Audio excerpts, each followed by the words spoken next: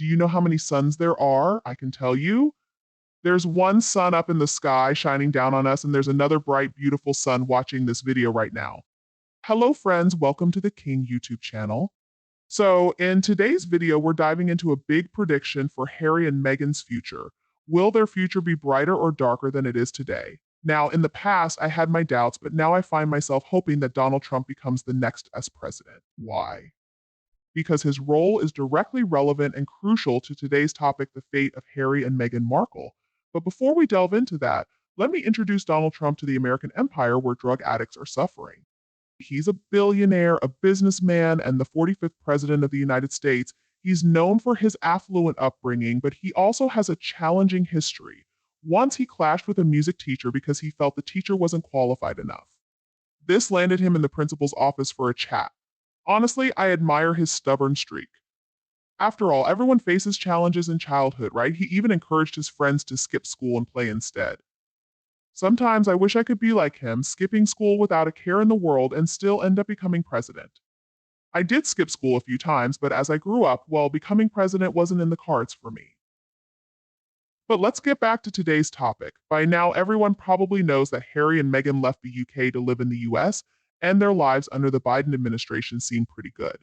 Some are saying that if Joe Biden remains president, Harry and Meghan will continue to live comfortably, even better because they're under Biden's protection. But in this world, we need justice and we need to consider cause and effect. Awful folks shouldn't lead cozy lives. Maybe Biden could use Harry to hide some bad stuff, but not Trump. I doubt Harry and Meghan will have it easy. If Trump wins, he might boot Harry from the US and block their return to England. They might have to move far away, like Africa, to start anew.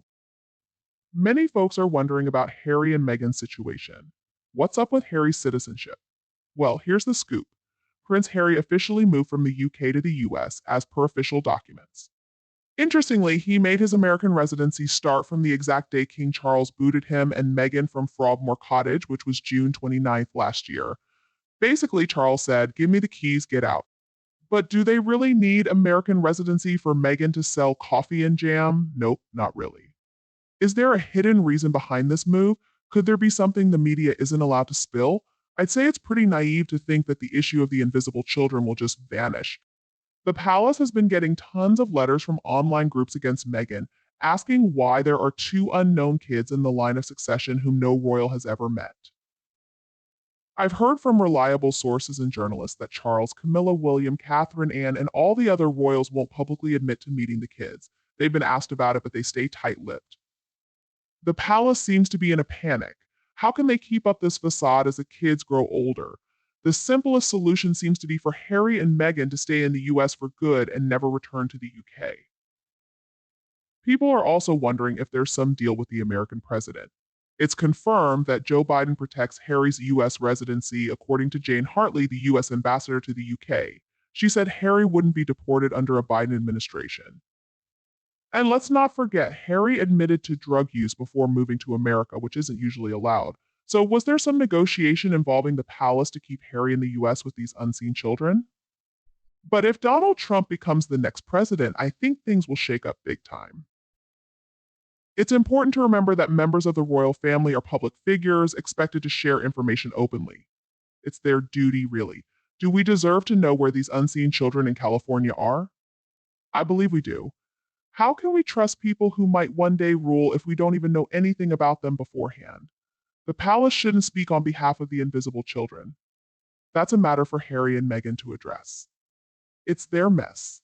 Their dishonesty led to all of this. The more they're shut out by the royal family's silence, the more pressure mounts for them to come clean. I'm also curious about their tax status. Are they paying us taxes? I mean, every tax form has a section for dependents, and now we're talking about potential fraud. They definitely wouldn't want to mess with the IRS. The IRS doesn't forget, and they have unique methods to uncover the truth. So maybe this will help verify if the children actually exist. It's intriguing how if you don't pay taxes in the country you weren't born in, it's like paying rent to a foreign land. The UK is Harry's homeland where he grew up, but he left it behind once Meghan had different plans, and now I assume he's paying taxes in the US. Quite the turncoat. But hey, folks in the UK can take solace in the fact that Harry and Meghan aren't there anymore. Nobody wants to see them again, really. I wonder if anyone believes in the law of cause and effect. I sure do, and I think one day karma will catch up with Harry and Meghan. They'll face the consequences of their actions for sure. So, is the palace freaking out over the chaos caused by Harry and Meghan? It's a valid question, but the answer is probably no. I doubt the palace is panicking right now. If anything terrible ever happened to put Harry and Meghan anywhere near the throne, they'd be the ones panicking. The DNA test regarding surrogacy would be conducted, and if the palace already knows the truth, why would they be worried? It's unfortunate that US citizens have to deal with those two losers, but the palace is looking at the big picture. Harry and Meghan are slowly fading into irrelevance. So, the only ones feeling the heat right now are Harry and Meghan. The palace is sticking to their silence because it serves them well. Every time those two make headlines, the royal family stays mum, which only seems to rile them up more. As for Harry, I don't think he's in the clear, especially if Trump gets reelected. I always had a feeling he might return, and the same goes for Boris Johnson. Last week was a real blow when Harry's request to reinstate his royal protection was denied, and he was slapped with a hefty bill, around £1 million to be precise. Now, Harry might be wealthy, but he's not that wealthy. The king has already cut him off, and Princess Anne is calling the shots when it comes to the wills. She's the executor. But Harry seems unable to think beyond the present. Maybe it's because of his drug addiction. He's fixated on the now, always wondering where his next fix will come from. Perhaps Biden's assurance that he won't be deported led Harry to declare himself a US resident. But like Meghan, he never listens to advice from anyone. Anyone telling Harry not to fret, saying it's just a temporary situation that Trump won't win. I don't think they should be so confident. Harry seems to think his prince status gives him free rein, that he's immune to the law, but he's mistaken. And I believe Harry will be officially stripped of his Counselor of State title. Moreover, the more the palace distances themselves from Harry and Meghan, the more they're being compelled to reveal their lies. The truth is unraveling, and the palace holds all the cards. The issue of the children remains a big question mark. It's no longer something people are unfamiliar with. But if Harry and Meghan don't offer some answers and proof, I doubt they'll find much joy in their lives. It's not that we have a lot of issues with them, but we can't easily forgive traitors and deceivers. I believe good people have a responsibility to uncover lies and bring them to light. Remember that polo match Meghan Markle was supposedly at with baby Archie wearing that unattractive baggy green dress? There's a photo of Harry gazing affectionately at whatever she's holding. So what was it really? Catherine was there too. Are we truly to believe she was carrying Archie around, or was it just a doll? There's something strange about that picture. The alleged child never moved, even though Meghan was holding it awkwardly, and the sun was beating down on what we assume was its bare head.